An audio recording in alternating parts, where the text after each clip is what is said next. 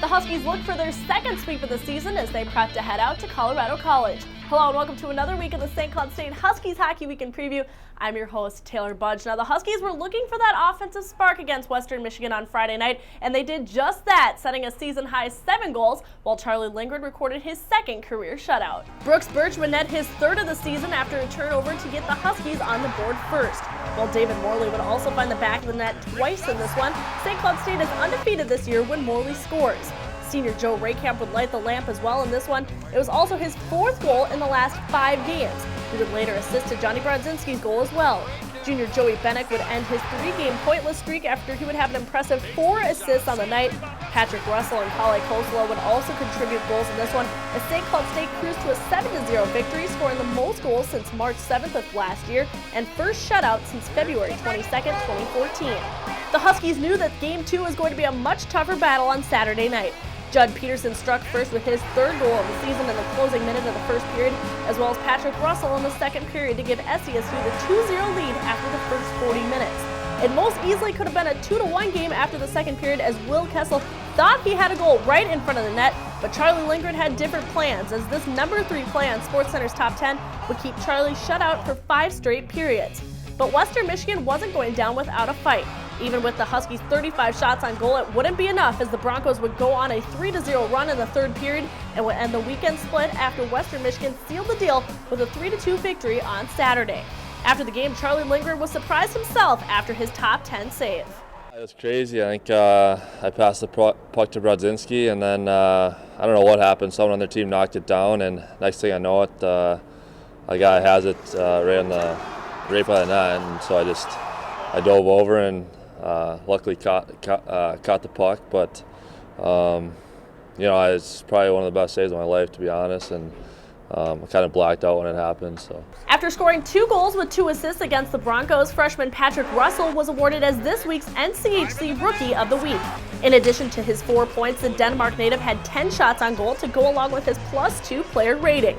Russell is 3rd in points among all Huskies with 17 on the season, which puts him at 16th in the nation for points per game among rookies.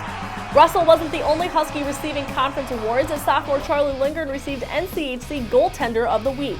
Lindgren recorded his first shutout of the season and 2nd of his career on Friday, stopping all 23 of the Broncos' shots. He would go on to have a .936 save percentage on the weekend as he stopped 44 of 47 shots, while helping the Huskies go 7 for 8 on the penalty kill as well. Both the Huskies and Western Michigan picked up 3 points after last weekend's series. St. Cloud State remains in 7th place overall with 16 points as they prep to take on Colorado College, who sits with 4. There still have been no changes for the first 5 teams in the conference, though. Even after their bye week, Nebraska-Omaha remains on top of the NCHC with 29 total points, while UMD is on the doorstep after picking up 6 points at Colorado College last weekend. Minnesota Duluth took part in the North Star Cup this past weekend, so they also did not earn any points within the NCHC as they sit with 25 overall, but Miami is close behind as well with 24.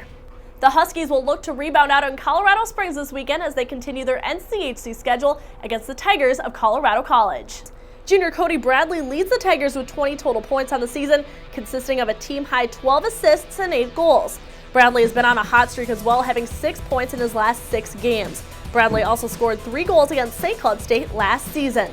Sophomore Jacob Slavin, who has 11 points this season, played well against the Huskies last year as he had 3 points against them, as well as Scott Wamsgans, who had 3 of his own. Hobie Baker nominee Johnny Brodzinski sits just 4 points away from joining the Century Club at St. Cloud State. He continues to lead the team with 22 points and a team-high 13 goals and is tied for 2nd for most goals in the NCHC.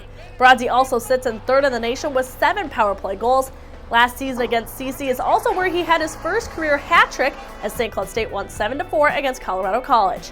Senior Joe Raykamp has also been phenomenal the past few weeks as he has 9 points on the season, with 6 of those coming in the last 6 games. This is also hopefully the weekend we see the return of Ethan Prow and Jimmy Murray. Prow has been out since January 10th with an upper body injury, and Jimmy Murray was out after he suffered a shoulder injury on Saturday night against Western Michigan. Murray has been a big help alongside Brodzinski and Raykamp on the first line as he has 11 points this season, while first-line defender Prow has 6 of his own to go along with his 28 shots on goal. Taking a look at the goalie previews, the Tigers have split minutes between 2 young goaltenders this season, Tyler Marble and Chase Perry.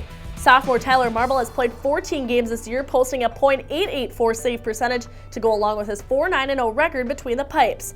The freshman Chase Perry is an Andover native and has played 12 games this year while posting a .884 save percentage as well, with a 3.64 goals against average. But as for St. Cloud State, Charlie Lindgren is coming off a solid weekend for them. In addition to being named NCHC Goaltender of the Week, he now also sits with over 500 saves in his 22 games played.